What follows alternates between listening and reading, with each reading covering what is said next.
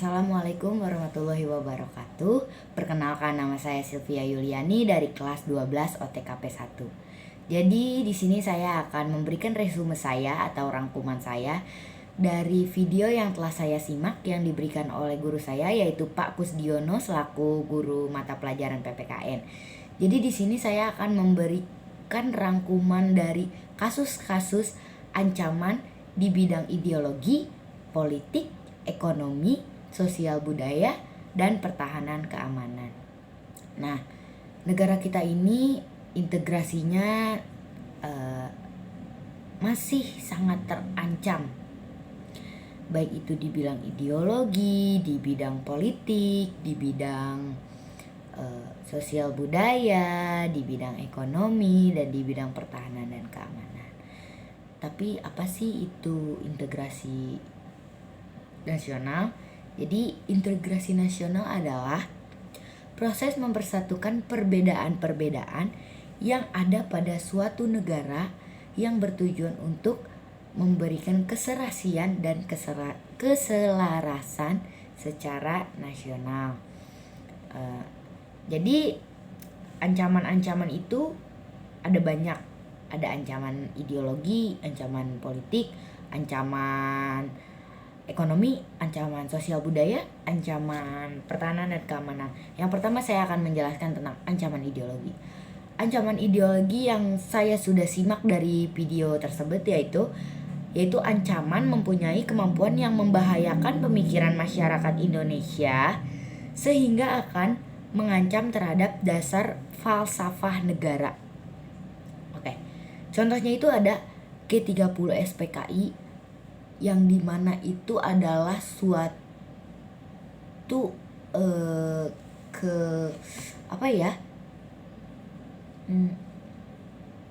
suatu yang terjadi atas dasar komunisme, yaitu G30 SPKI yang menewaskan 7 perwira militer tinggi Indonesia. Lalu ada yang kedua itu ancaman terhadap ekonomi.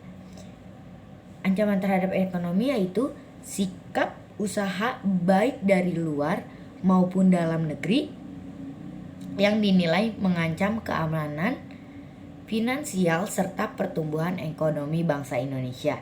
Yaitu contohnya ada perusahaan asing yang masuk ke dalam Indonesia yang memberikan persaingan terhadap Indonesia dan negara asing yang membuat ekonomi Indonesia itu menjadi terguncang, yang kalah oleh negara asing. Nah, di sini saya juga ada cara mengatasinya. Yang pertama, cara mengatasinya itu pemerintah memberikan lowongan pekerjaan atau lapangan pekerjaan terhadap masyarakatnya agar masyarakat Indonesia ini mencukupi ekonominya dan tidak kalah dengan negara asing.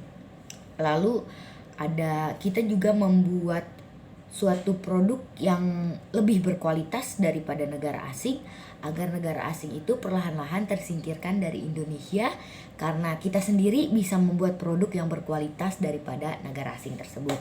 Lalu yang ketiga ada yang ketiga itu ada di bidang sosial budaya, yaitu ancaman yang berasal dari luar yang sifatnya mengancam kebudayaan Indonesia. Contohnya itu ada lagu-lagu atau film-film budaya asing atau tari-tari budaya asing, dance-dance budaya asing yang masuk ke kalangan remaja Indonesia yang membuat kecintaan kita terhadap budaya sendiri itu memudar. Gimana sih cara ngatasinya kita? Cara ngatasinya kita itu yaitu dengan lebih mencintai budaya sendiri. Kita tidak masalah untuk menyukai budaya orang lain, tapi jangan melunturkan budaya kita sendiri. Kalau kita suka dance dari negara lain, coba deh kita lihat tarian dari negara kita sendiri. Tarian dari negara kita sendiri itu beragam, lagu-lagu kebangsaan, lagu-lagu daerah itu sangat beragam sekali. dan ada juga pakaian-pakaian daerah, budaya-budaya daerah. Itu sangat beragam yang bisa kita lihat, dan pastinya saya yakin kalian pasti suka sama budaya-budaya Indonesia. Oke. Jadi itu cara mengatasinya agar tidak terjadi ancaman terhadap sosial budaya. Lalu ada ancaman terhadap politik. Ini nih yang sering terjadi di Indonesia. Ancaman terhadap politik itu adalah ancaman yang mengganggu kepolitikan maupun dari luar atau dalam negeri itu sendiri.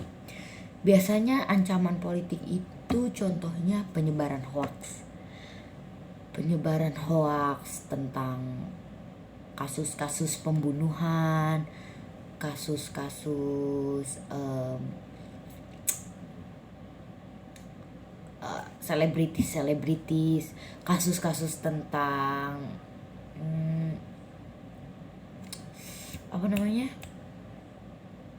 partai-partai.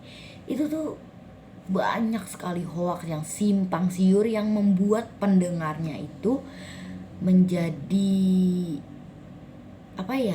tidak terarah, menjadi kontribusinya itu tidak masuk gitu. Maksudnya ada yang kesini, dan membuat ancaman politik karena kita menjadi terpecah belah.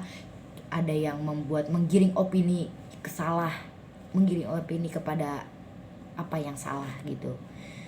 Kan kita sebagai pendengar, sebagai penikmat berita itu tidak tahu yang mana yang hoax, yang mana yang benar. Jadi untuk para pemberi berita, lebih baik kita memberikan berita-berita yang sesuai dengan apa yang terjadi. Jangan memberikan berita hoax. Oke, yang terakhir ada ancaman pertahanan dan keamanan. Ancaman pertahanan dan keamanan itu biasanya terjadi di ancaman militer, yaitu ancaman-ancaman yang bersenjata. Pokoknya yang ancaman yang menggubris ketahanan lah. Contohnya itu ada pemberontakan, ada terorisme, ada perang antar suku. Jadi kita banyak di Indonesia ini perang antar suku sih. Karena gimana ya, di Indonesia ini masih banyak sekali suku-suku pedalaman, beragam suku-suku pedalaman, tapi mereka itu masih suka perang antar suku yang membuat pertahanan dan keamanan Indonesia itu hancur. Karena kenapa? Karena kita masih satu Indonesia tapi kita ada perang saudara. Itu akan membuat kita menjadi terpecah belah, padahal kita itu Bhinneka Tunggal Ika, berbeda-beda tetapi tetap satu jua. Kita itu Indonesia, kita itu satu.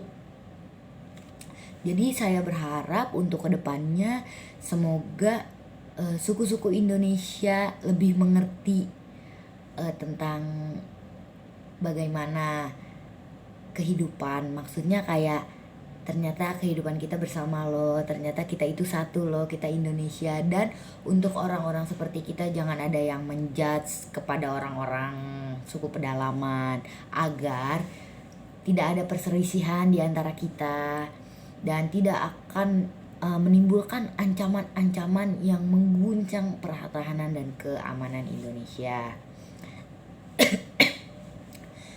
Cara mengatasi ancaman pertahanan dan keamanan Indonesia yaitu pemerintah memberikan layanan sosial kepada masyarakatnya untuk memberikan pernyataan bahwa hidup itu harus saling melengkapi, harus rukun, harus damai, harus mengerti satu sama lain. Jadi kita di Indonesia akan lebih tentram.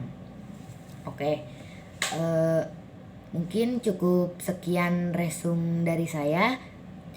Kurang lebihnya mohon maaf apabila ada yang salah kata. Wabillahi taufik wal hidayah. Wassalamualaikum warahmatullahi wabarakatuh.